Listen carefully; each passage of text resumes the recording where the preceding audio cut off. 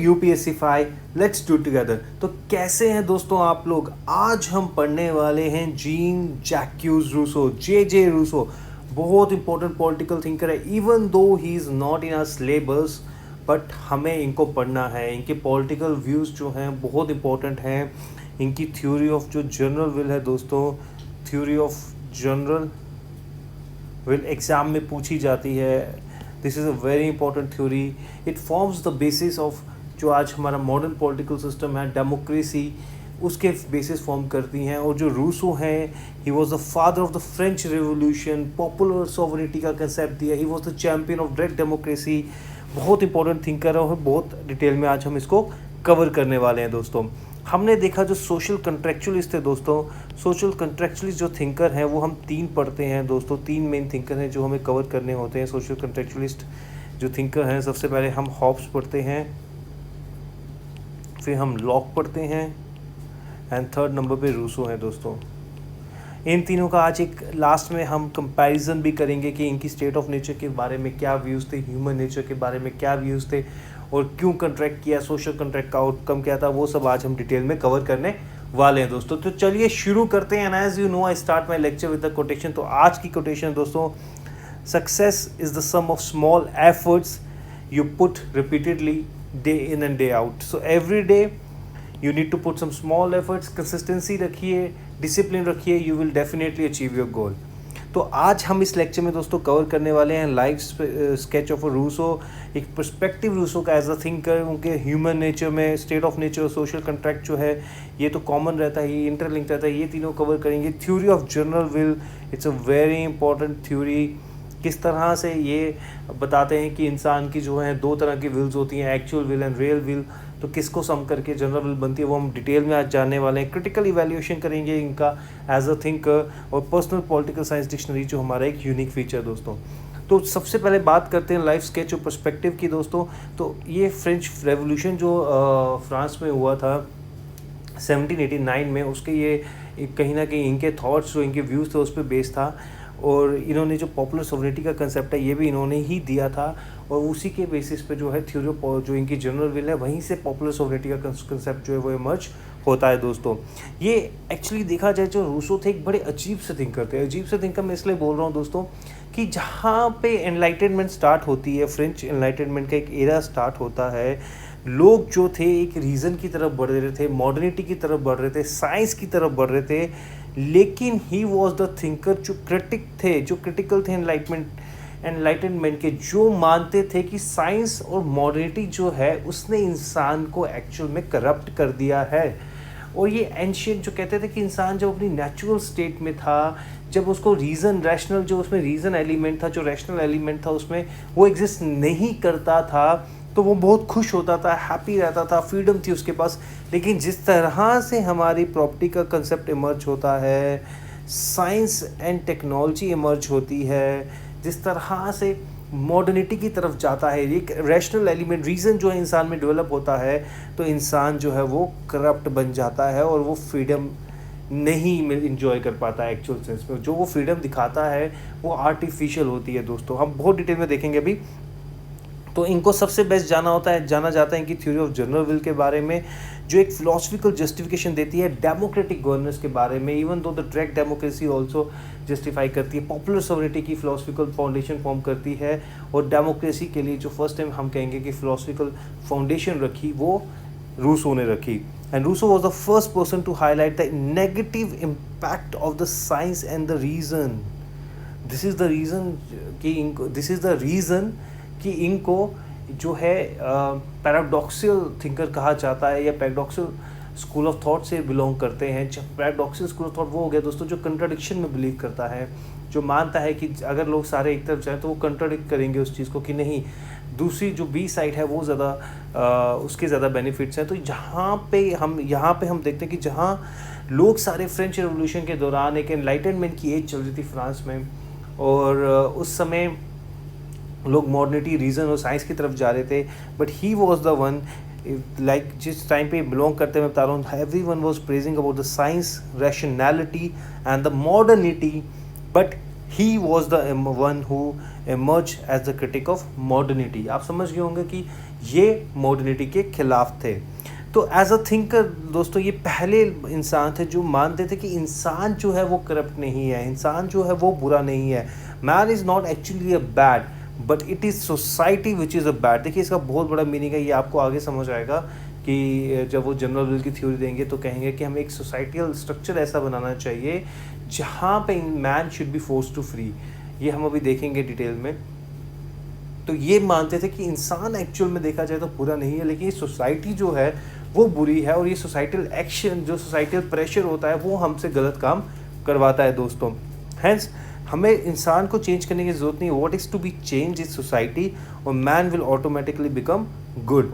Okay दोस्तों, in the opening statement जो थी इनकी बुक, सोशल कॉन्ट्रैक्ट इनकी बुक थी, काफ़ी फेमस बुक है। पहली ही लाइन जो ओपनिंग स्टेटमेंट है वो कहते हैं मैन इज़ बॉर्न फ्री। जब इंसान पैदा हुआ था, जब वो एक ऐसी नेचुरल स्टेट में था, जब उसका जो ये प्रॉपर्टी का कंसेप्ट इमर्ज नहीं हुआ था, साइंस का कंसेप्ट इमर्ज नहीं हुआ था, रैशनैलिटी एलिमेंट नहीं था इंसान के अंदर, ही वॉज बॉर्न फ्री। उसका पूरी फ्रीडम थी, जहाँ पे वो जाता सेटल हो सकता था। There was a plenty of resources available on the earth, तो वो फ्री था हर जगह। But now he is everywhere in change. अब उसको बांध दिया गया। जैसे जैसे प्रॉपर्टी का कंसेप्ट इमर्ज हुआ, पॉपुलेशन ज़्यादा हुई, रीजन आया, मॉडर्निटी आई, साइंस एंड टेक की डेवलपमेंट आई, माइंड था इनका कंसेप्ट आ गया, तो लोग जो हैं वो सिर्फ आर्टिफिशियल की तरफ चले गए, आर्टिफिशियल चीज़ों की तरफ चले गए। वो दिखाते हैं कि हम फ्री हैं, पर एक्चुअल सेंस में ही they are everywhere in chains दोस्तों। तो ये he is known as a thinker of paradoxes. मैंने बताया स्कूल ऑफ कॉन्ट्रडिक्शन, और ये जो थे उनके जो थॉट्स हैं वो पैराडॉक्सल स्कूल ऑफ थॉट को एक इमर्ज करते हैं, जहाँ पे वो कॉन्ट्रडिक्शन में बिलीव करते हैं। और फादर ऑफ फ्रेंच रेवोल्यूशन इसको इसलिए कहा जाता है दोस्तों, स्लोगन था फ्रेंच रेवोल्यूशन का, liberty, equality and the fraternity, वो कहीं ना कहीं इनसे आया है। ही was the one who gave this. और ही जो इनका सबसे ग्रेटेस्ट कॉन्ट्रीब्यूशन हम देखेंगे एज अ थिंकर, वो क्या है, इनकी थ्योरी ऑफ जनरल विल, जिसको पॉपुलर सोवरेनिटी के बेसिस फॉर्म करता है। Popular sovereignty is very important because it forms the basis of the modern political system, जो आज most of the country adopt कर रही हैं, एक्सेप्ट कर रही हैं, और वो क्या है, डेमोक्रेसी दोस्तों। देखिए, रूसो एक टाइम पे ऐसे रहते थे जहाँ, देखिए रूसो उस समय के हैं 1712 से लेकर 1778 तक, और जो फ्रेंच रेवोल्यूशन है वो 1789 में होता है। तो ये उस समय कहीं ना कहीं बिलोंग करते थे जब एक ना एब्सोल्यूट जो गवर्नमेंट थी, टोटलिटेरियन गवर्नमेंट थी, जो एब्सोल्यूट फ्यूडल ऑर्डर वहाँ पर साइड करता था। लुइस जो 15 थे वो उस समय फ्रांस में रूल करते थे, और उस समय क्या होता था, जो आम लोग होते थे वो दिन की बेसिक नीड्स पूरी नहीं कर पाते थे, और जो वहाँ के रूलर्स होते थे या नोबल्स होते थे, किंग्स होते थे, वो एक बहुत ही लेविश लाइफ जीते थे। तो कहीं ना कहीं जो लोग थे वो बहुत डिसअपॉइंटेड थे। तो यही मैंने यहाँ पे लिखा है कि पॉलिटिकल पावर और प्रिविलेज, सोशल प्रेस्टीज होती थी, वो कुछ लोगों की मोनोपोली होती थी, जिसमें किंग आ गए, क्लैरिक आ गए, नोबिलिटी आ गए, who lived extravagantly and at the expense of the masses, जिनको दिन की जो बैटल ऑफ सर्वाइवल कर रहे होते हैं, दिन ब दिन खाने को नहीं मिलता था जिनको।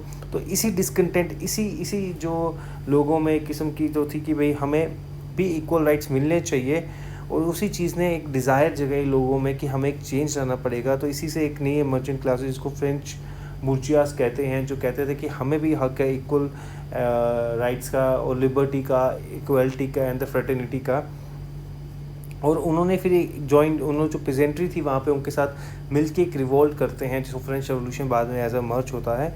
और इसी जो ओपिनियन एक हुआ, डिसेंट हुआ अगेंस्ट द एंशियंट रिजाइम, जो फ्रेंच इनलाइटनमेंट की हम कह सकते हैं, जो एक एज आती है, एक एरा आता है, उसमें रूसों का एक बहुत इंपॉर्टेंट रोल रहता है। और रूसों से ही कहीं ना कहीं जो है लिबर्टी, इक्वलिटी और फ्रेटर्निटी का कंसेप्ट एमर्ज होता है दोस्तों। तो ये तो एक बैकग्राउंड था कि उस समय क्या था, कि क्या कंडीशन थे जिस समय रूसो पैदा हुए, और उस समय क्या सिचुएशन रही, किस तरह से एक रिवॉल्ट पैदा होता है, और ये इनके थॉट्स आते हैं। बट और इनके व्यूज़ एक्चुअली जो थे पैराडॉक्सियल स्कूल ऑफ थॉट से बिलोंग करते हैं, जो मानते हैं कि साइंस, मॉडर्निटी और रीज़न ने इंसान को करप्ट कर दिया है। तो बुक्स की बात करें, 3 बुक्स जो इनके मेन इंपॉर्टेंट है दोस्तों। एक तो सोशल कॉन्ट्रैक्ट सबसे इंपॉर्टेंट बुक, जिसमें हमें इनके व्यूज़ मिलते हैं, और जिसकी ओपनिंग स्टेटमेंट यही है कि man is born free but everywhere he is in chain. तो उसके बाद discourses on the reason of inequality, ये बहुत इंपॉर्टेंट बुक है इनकी, माइल। बट मेन हमारा जो सोशल कॉन्ट्रैक्ट की थ्योरी है वो द सोशल कॉन्ट्रैक्ट बुक से कवर हो रही है दोस्तों। बात करते हैं कि मेन कंसर्न क्या था। देखिए यहाँ पे जब हम देखते हैं कि इंडस्ट्रियल रेवोल्यूशन आता है, चाहे ब्रिटेन की बात करें या फ्रेंच की बात करें, एनलाइटनमेंट ईरा आता है, तो कुछ लोग ऐसे हैं जो इस चेंज से बहुत ज़्यादा सबको बेनिफिट नहीं मिला था दोस्तों, और कहीं लोग ऐसे थे जो इस चीज़ से जिनकी ज़िंदगी जो थी वो उल्टा ख़राब हो रही थी, नेगेटिव इम्पैक्ट पड़ रहा था। तो यही इन लोगों की साइकोलॉजी को रिप्रेजेंट करते हैं Rousseau. He represent the psychology of a person who is troubled with the changes happening during this time. Modernisation, urbanisation, industrialisation, इससे कुछ जो चेंजेस थे कई लोग ट्रबल्ड भी हो रहे थे, तो उनकी साइकोलॉजी रिप्रेजेंट करते हैं, तभी ये क्रिटिक बन जाते हैं मॉडर्निटी के। He was the first person to tell कि भैया इंसान is not a bad, society is actually a bad. तो no need to study ethics, but system को अगर हम ठीक कर लें तो लोग अपने आप ठीक हो जाएंगे, इंसान के एक्शन जो है वो अपने आप ठीक हो जाएंगे।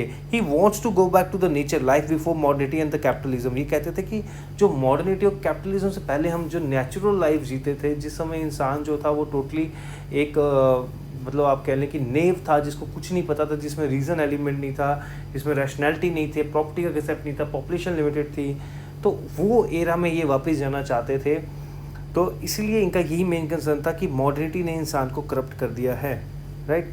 तो और इनकी जो पॉलिटिकल थीम की बात करूँ फिलॉसफी की, कि एक्चुअली जो इंसान की हैप्पीनेस है वो ये इंसान को वापस दिलाना चाहते थे। कहते थे कि इंसान जो है आजकल दिखता है कि ही इज़ फ्री, लिबरल है, लिबर्टी है, उसके पास फ्रीडम है और वो खुश है, लेकिन एक्चुअल में no, he is everywhere in chain. जैसे अगर बात की जाए कहीं हद तक ये सच भी कह रहे हैं, जैसे हम ऑफिस प्रेशर्स हैं, ऑफिस टाइमिंग्स होती हैं, हमें 10 से 5 जाना पड़ता है, अपना टाइम हमारे अपने पास नहीं है, खाने के लिए स्ट्रगल कर रहे हैं, बेसिक नीड्स के लिए स्ट्रगल कर रहे हैं, पेंडेमिक में कितनी दिक्कतें आ रही हैं। तो उससे पहले जो लाइफ थी दोस्तों, मॉडर्निटी, साइंस और इस सबसे पहले जो लाइफ थी, it was a very happy life. लोग आराम से जीते थे, फ्रीडम थी लोगों के पास, कोई प्रॉपर्टी का कंसेप्ट नहीं था, जहाँ वो चाहता वो सेटल हो सकता था, plenty of resources were available, limited population थी।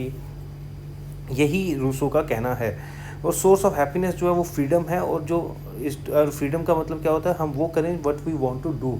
हम जैसे आज अपने घर जाने के लिए हम we all are working out of station and हमें अपने घर जाना हो, we need to take the permission from the some other person, right, कि हमें अपने घर जाने दो, हमें लीव्स दे दो, छुट्टियां दे दो।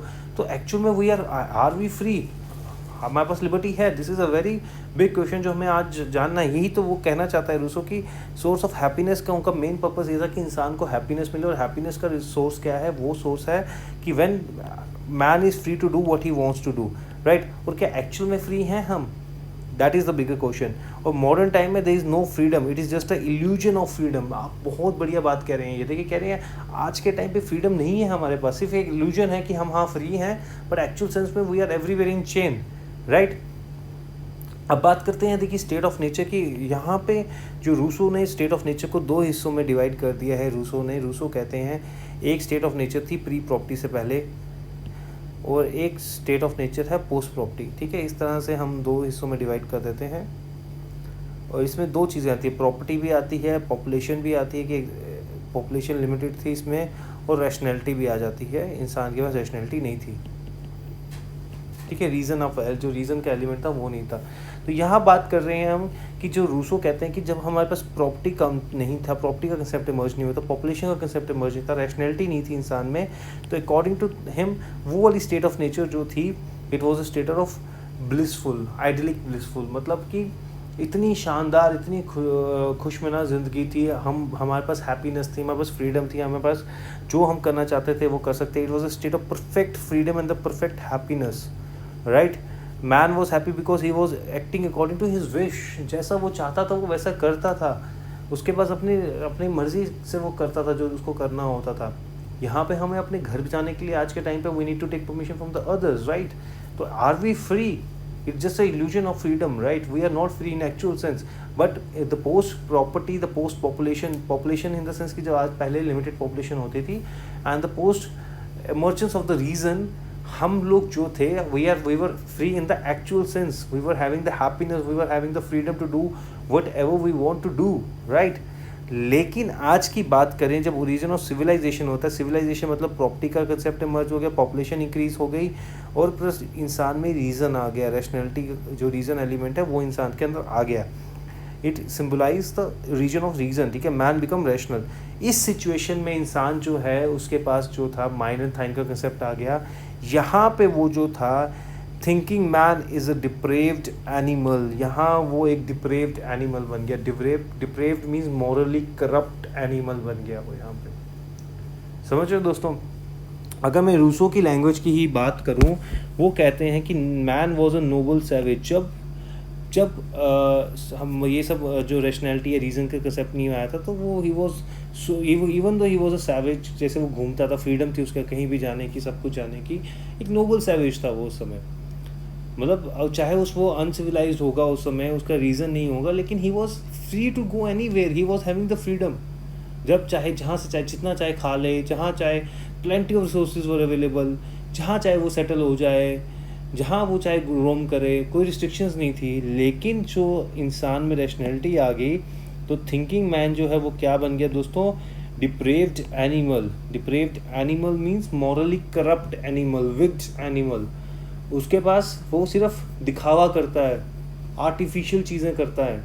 एक्चुअल सेंस में he is not happy, he don't have a freedom, right? तो earlier man was happy in the happiness of others also. लोग खुश होते थे, वो उसमें भी खुश रखता था, कम्युनिटी फीलिंग थी उसमें। लेकिन रीज़न ने जो है माइंड था इनका कंसेप्ट कर दिया, सिर्फ अपने बारे में सोचने लगा। This modern civilisation has actually reduce freedom and the happiness of the man. That is why this modernity, the concept of modern जो है, हम जो कहते हैं सिविलाइजेशन का कंसेप्ट है, so called civilisation, this has actually reduce our freedom and the happiness, right? बात करते हैं फिर अगर सोशल कॉन्ट्रैक्ट की ज़रूरत क्यों पड़ी दोस्तों। वो कहते हैं कि जो स्टेट ऑफ नेचर थी, जो प्री प्रॉपर्टी थी, बहुत अच्छी थी, सब कुछ बहुत अच्छा था। मैन वॉज इनका मेन, वही मैंने आपको बताया, फिलॉसफी का जो मेन थीम है वो ये है कि इंसान को हैप्पीनेस मिले। और जो प्री प्रॉपर्टी या प्री रैशनैलिटी जो था, इंसान के पास हैप्पीनेस थी because he was having the freedom to whatever he wants to do. But post property क्या हो गया? इंसान की वो फ्रीडम चली गई, इंसान की वो हैप्पीनेस चली गई, क्योंकि सिविलाइजेशन का कंसेप्ट आ गया, माइंड थाइन का कंसेप्ट आ गया। इसलिए जो है इसने कहा, रूसो ने, कि मैन जो है need to enter into the contract. Man is forced to be free. ये लाइन एक याद रखिए यहाँ पे, man is forced to be free, मतलब उसको हम फोर्स करेंगे कि वो वापस अपनी फ्रीडम को अचीव कर ले। अभी हम देखेंगे इसको डिटेल में। रूसो कहते हैं कि इंसान के देखिए दो ऑप्शन है, या तो वो go back to the nature, जैसे वो पुरानी स्टेट थी वैसी स्टेट में चला जाए, लेकिन वो प्रैक्टिकली पॉसिबल नहीं है। It is not practically possible. तो प्रैक्टिकली पॉसिबल नहीं है, तो क्या हमारे पास प्रैक्टिकल ऑप्शन है कि हम प्रेजेंट सिस्टम में चेंज कर लें, राइट? मैं आपको एक लाइन बोल रहा था स्टार्टिंग से, रूसो का कहना था कि इंसान जो है, मैन जो है, वो बुरा नहीं है, सोसाइटी बुरी है। Society is actually a bad. अगर हम सोसाइटी को ठीक कर लें तो मैन के जो एक्शन है वो अपने आप ठीक हो जाएंगे, राइट? तो यहीं पे वो कह रहे हैं कि हम क्या करेंगे, हम प्रेजेंट सिस्टम में कुछ ऐसे चेंजेस लाएंगे, और ऐसे चेंजेस लाएंगे कि इंसान जो है वो फ्री फील करेगा, वापस उसकी हैप्पीनेस मिल जाएगी। और ये कैसे पॉसिबल होगा? When the man will act according to his real will. ये अब ध्यान से समझिएगा, मैं विल का कंसेप्ट समझाने वाला हूँ, ठीक है? देखिए ये विल मैं आपको नेक्स्ट स्लाइड में समझाता हूँ। उससे पहले एक ही लाइन देख लेते हैं। Man is free when govern by laws where man has a participation, right, in making such laws, subject to the condition that it is based on the real will, participative democracy. वो कहते हैं कि इंसान जो है तभी वो free feel करेगा जब वो अपने लिए खुद लॉ बनाएगा। और वो लॉ कैसे बनेंगे? सब्जेक्ट वो होगा कि लॉ जो बनेंगे it should be on the basis of the real will, right? Real will के बेसिस पे वो लॉ बनेंगे दोस्तों। तो अब बात करते हैं कि what is real will, what is actual will. देखिए अब ये सब चीज़ें हम जानते हैं। फिर इन्होंने बताया कि कॉन्ट्रैक्ट में क्या होगा। कॉन्ट्रैक्ट में लोग साथ में आएंगे और एक्ट करेंगे according to their real will, अपने विल के अकॉर्डिंग वो एक्ट करेंगे, राइट? ये आउटकम ऑफ कॉन्ट्रैक्ट होगा यहाँ पे।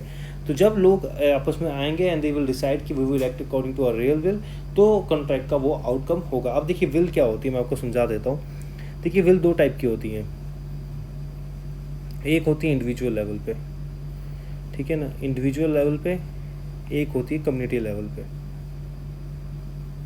इंडिविजुअल लेवल पे भी दो टाइप की होती हैं। इंडिविजुअल लेवल पे एक पर्टिकुलर विल होती है।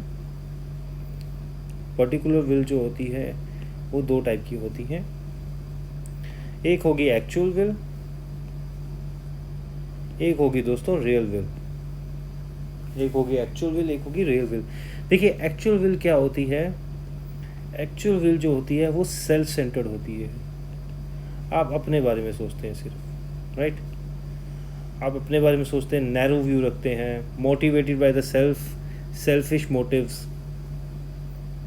माइंड था इनका कंसेप्ट, अपने बारे में सिर्फ सोच रहे हैं और नैरो व्यू रख रहे हैं। आर्टिफिशियल इसमें कंसेप्ट आ जाता है कि आप आर्टिफिशियली सोच रहे हैं, रीज़न एलिमेंट जो आपके अंदर आ जाता है वो आपको ड्राइव करता है टूवर्ड्स एक्चुअल विल।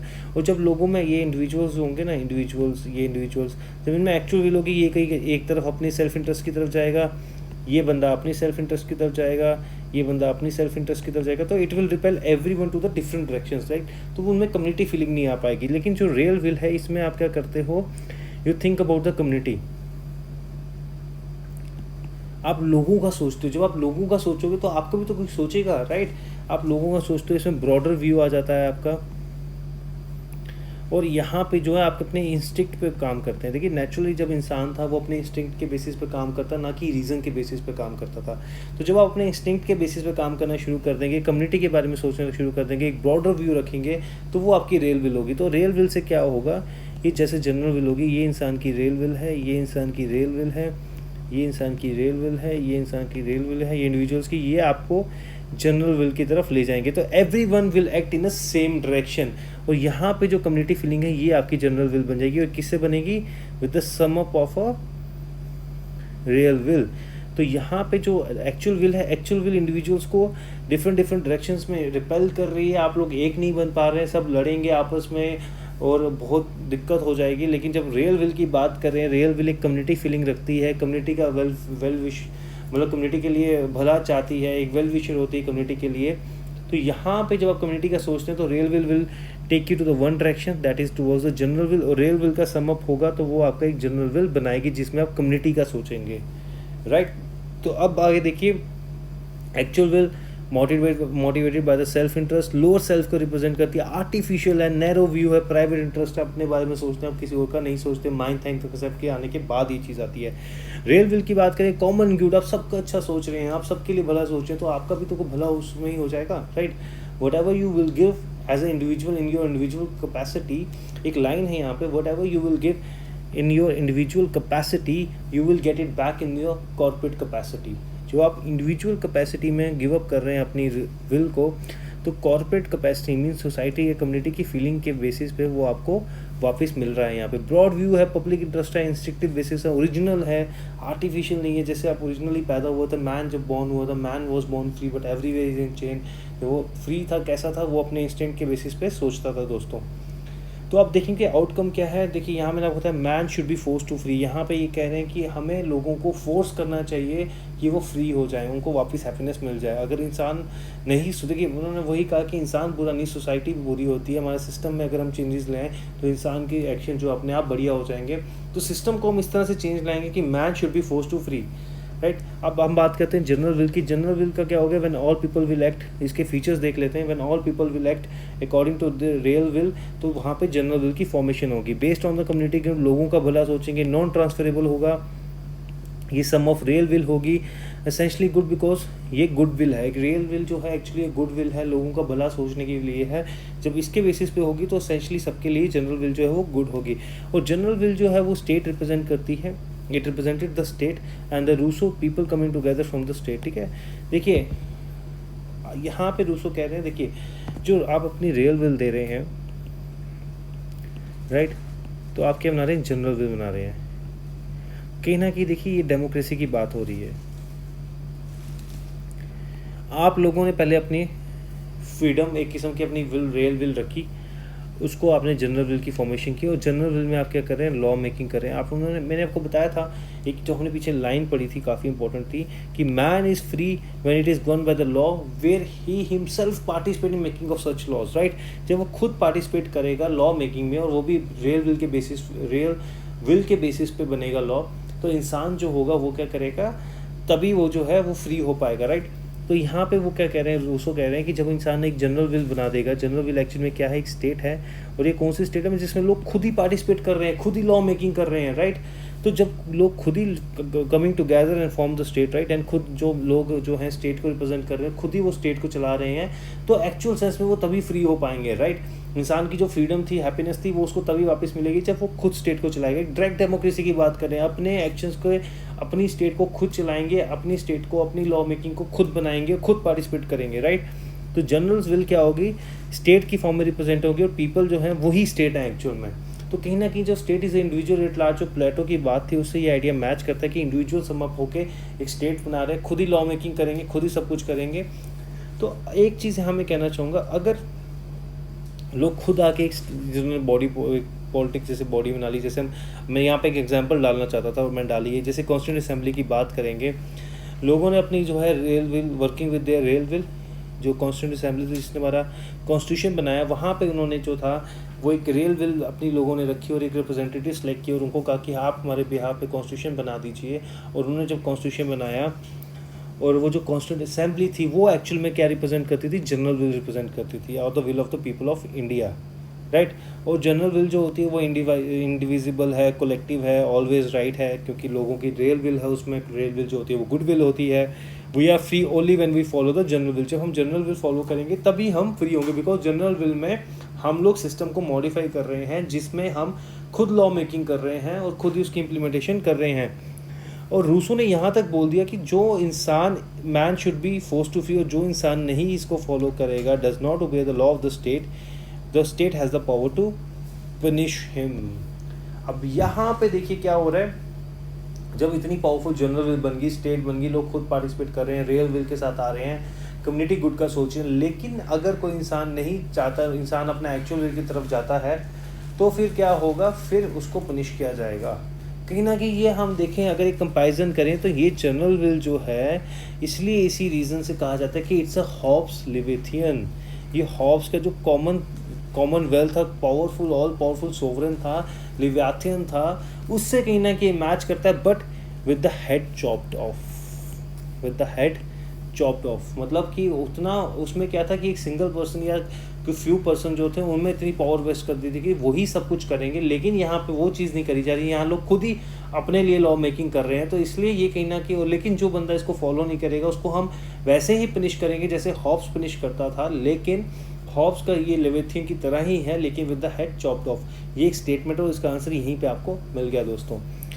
अब बात करते हैं लेकिन हॉब्स के जो है उसमें, लेकिन एक कुछ डिफरेंसेस हैं। हॉब्स में जो था वो थर्ड पार्टी जो था, स्टेट जो थी वो एक थर्ड पार्टी थी, और बेनिफिशरी जो थी स्टेट, वो उसमें एक क्राउन, एक मोनार्क होता था जो ऑल पावरफुल होता है। लेकिन जो है रूसों में ऐसा कुछ नहीं है, रूसों में कोई हेड नहीं है जिसमें पावर नहीं है, जो मतलब लोगों को पनिश करेगा, या वो ऑल पावरफुल नहीं होगा, या लोग खुद पार्टिसिपेट कर रहे हैं, डायरेक्ट डेमोक्रेसी हो रही है यहाँ पे।